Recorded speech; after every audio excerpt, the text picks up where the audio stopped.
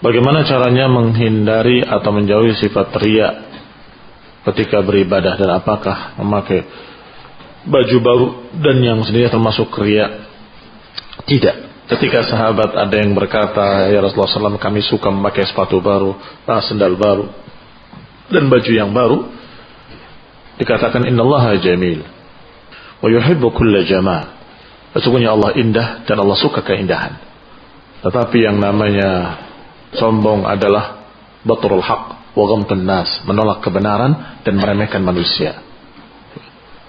Taib itu kaitan dengan baju baru, dengan pakaian baru. Apakah itu sombong? Ternyata bukan sombong, karena Allah indah dan suka keindahan.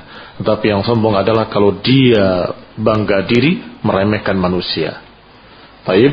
Adapun pertanyaan riya, bagaimana kita menjauhi riya? Menjauhi riya adalah dengan kita mengenali Allah Subhanahu wa ta'ala lebih dekat, sehingga harapan kita hanya kepada Allah Subhanahu wa ta'ala, tidak mengharap pujian manusia. Dan ini barakallahu fikum memang sangat sulit.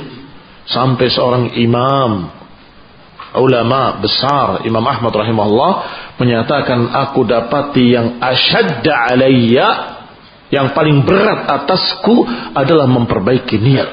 Karena setiap aku sudah berupaya untuk ikhlas, datang lagi godaan untuk riya. Aku luruskan lagi, muncul lagi pikiran riya. Itu memang berat. Sehingga di samping upaya untuk memurnikan niatnya untuk Allah SWT, juga berdoa, Allahumma ja'al kulla amali khalisatan liwajhik. Ya Allah, jadikanlah seluruh amalku ikhlas karenamu. Bagaimana cara menghilangkan rasa sombong? Sombong karena apa? Fauqa kulli dhi ilmin alim. Di atas semua yang berilmu, ada yang lebih berilmu. Di antara semua yang kaya, ada yang lebih kaya, dan ada yang maha kaya. Itu Allah SWT. Maka kalian tidak berhak sombong. Kata Allah SWT, Al-Kibriya izari. Kesombongan itu pakaianku. Maka siapa dari hamba yang mengambil dan memakai pakaianku, azabtu, aku akan azab dia.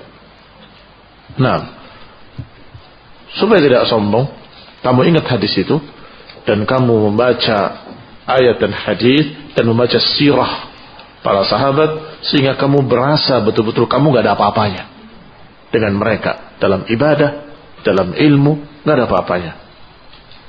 Dalam kekayaan, juga gak ada apa-apanya. Yaitu ketika kita membaca kisah Nabi Sulaiman, yang kerajaannya mencakup kerajaan jin dan manusia seluruhnya. Bisa dibayangkan. Dan beliau mengatur semuanya. Betapa kayanya beliau. Tetapi apa kata Nabi Sulaiman? Hadza min fadli rabbi liyabluwani aashkuru am akfur. Ini fadilah dari Rabbku, untuk menguji aku, apakah aku syukur atau kufur. Jadi apa yang beliau miliki dari kemampuan untuk berbicara dengan binatang, bisa menguasai jin, bahkan menguasai angin. Huduha syahrun warawahuha syahrun. Perjalanan paginya perjalanan 1 bulan, perjalanan sorenya perjalanan 1 bulan. Artinya yang harus ditempuh 1 bulan pakai angin hanya sesore saja. Huduha syahrun warawahuha syahrun. Ini bukan cerita 1001 malam.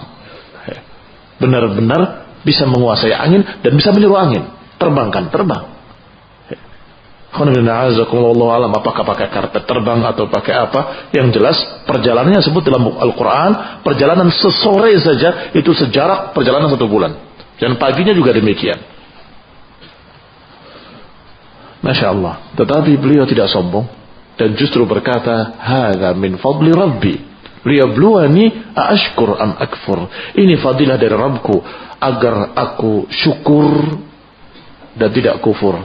Menguji aku, apakah aku syukur atau kufur.